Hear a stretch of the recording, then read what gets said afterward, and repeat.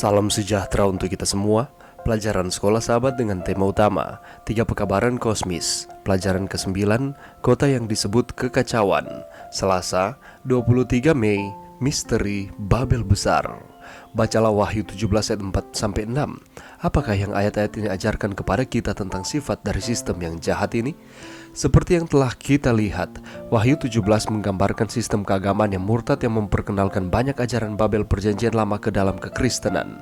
Untuk mencari pemahaman tentang sifat Babel, kita perlu kembali ke referensi pertama dalam catatan kitab suci, dalam Kejadian. Semuanya dimulai di dataran tanah Sinear, sebuah wilayah di bagian selatan Mesopotamia, sekarang Irak Selatan, yang disebut Babilonia.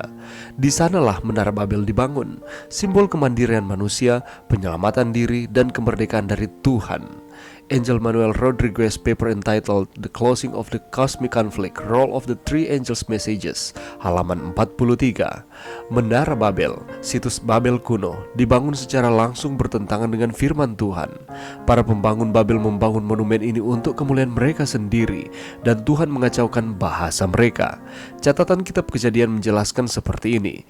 Itulah sebabnya sampai sekarang nama kota itu disebut Babel, karena disitulah dikacau balaukan Tuhan bahasa seluruh bumi, dan dari situlah mereka diserakkan Tuhan ke seluruh bumi. Begitu jahatnya sistem ini sehingga digambarkan sebagai mabuk dengan darah orang-orang kudus dan darah para martir Yesus di dalam Wahyu 17 ayat 6. Gambaran mengerikan tentang betapa rusaknya Babel.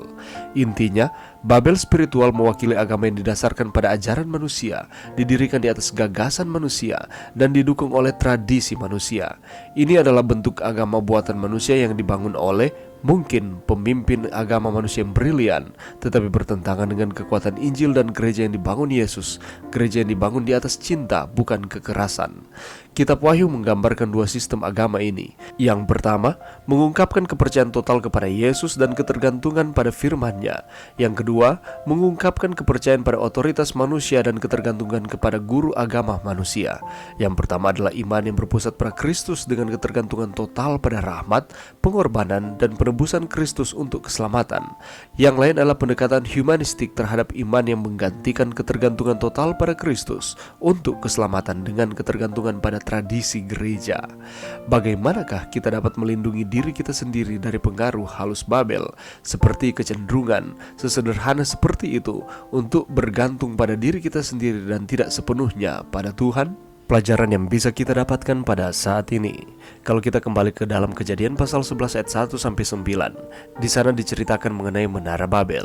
Kejadian 11 ayat 9 mengatakan, itulah sebabnya sampai sekarang nama kota itu disebut Babel, karena disitulah dikacau balaukan Tuhan bahasa seluruh bumi, dan dari situlah mereka diserakkan Tuhan ke seluruh bumi. Di dalam Kejadian pasal 10 ayat 8 dan 9, di sana dikatakan bahwa Nimrod dialah yang mula-mula sekali orang yang berkuasa di bumi. Ia seorang pemburu yang gagah perkasa di hadapan Tuhan. Sebab itu dikatakan orang seperti Nimrod, seorang pemburu yang gagah perkasa di hadapan Tuhan.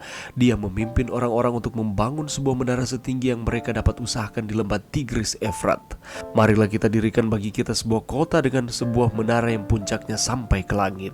Dan marilah kita cari nama supaya kita jangan terserak ke seluruh bumi. Kalau kita perhatikan akan ayat ini, mereka tidak mengandalkan Tuhan.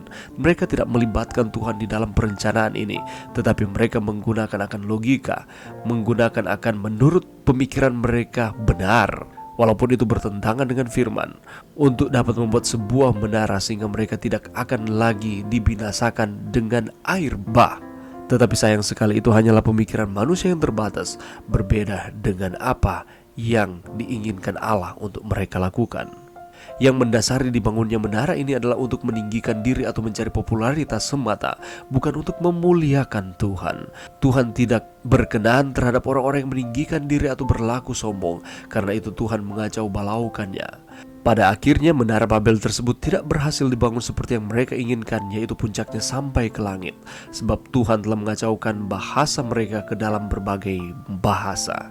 Dan kata Babel berarti kekacauan. Dan kalau kita kaitkan cerita ini dengan Wahyu pasal 17, di sana digambarkan sistem keagamaan yang murtad yang memperkenalkan banyak ajaran Babel perjanjian lama ke dalam kekristenan. Babel spiritual mewakili agama yang didasarkan pada ajaran manusia, didirikan di atas gagasan manusia, dan didukung oleh tradisi manusia. Ini adalah bentuk agama buatan manusia yang dibangun oleh mungkin pemimpin agama manusia yang brilian, tetapi bertentangan dengan kekuatan Injil dan gereja yang dibangun Yesus, gereja yang dibangun di atas cinta, bukan kekerasan. Itulah sebabnya Allah tidak berkenan dengan hal tersebut. Sama seperti dengan menara Babel dikacau balaukan oleh Tuhan, oleh karena hanya mengandalkan akan pemikiran manusia terlepas dari tuntunan Tuhan. Demikian pula kita harus berhati-hati di dalam penyembahan kita kepada Tuhan apabila ada yang mengajarkan hanya pemikiran-pemikiran manusia terlepas dari firman. Bukan Allah lagi yang disembah, tetapi manusia yang disembah. Bukan Allah lagi yang ditinggikan, tetapi hanyalah pemikiran-pemikiran manusia saja yang ditinggikan. Kita harus berhati-hati. Karena sama seperti dengan Babel di zaman perjanjian lama, Allah tidak berkenan dengan keadaan mereka. Demikian pula dengan hal ini kita kaitkan dengan Wahyu pasal 17. Allah tidak berkenan dengan ajaran-ajaran manusia yang terlepas dari tuntunan Tuhan. Itulah sebabnya dasarnya adalah firman Tuhan. Gunakanlah akan firman kita setiap hari sebagai dasar iman kita. Apabila ada ajaran-ajaran yang datang silih berganti, mari kita cek apakah itu sesuai dengan firman Tuhan atau tidak. Apabila itu tidak sesuai dengan firman Tuhan, kita harus berbesar hati untuk kita kembali kepada firman.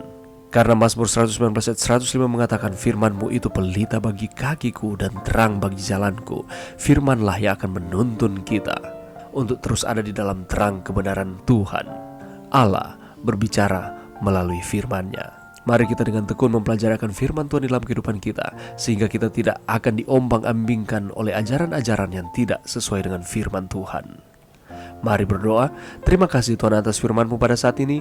Bantu kami Tuhan untuk kami dengan tekun mempelajari akan firman Tuhan. Biarlah firman menjadi dasar dari iman kami. Ini doa kami Tuhan di dalam nama Yesus. Amin.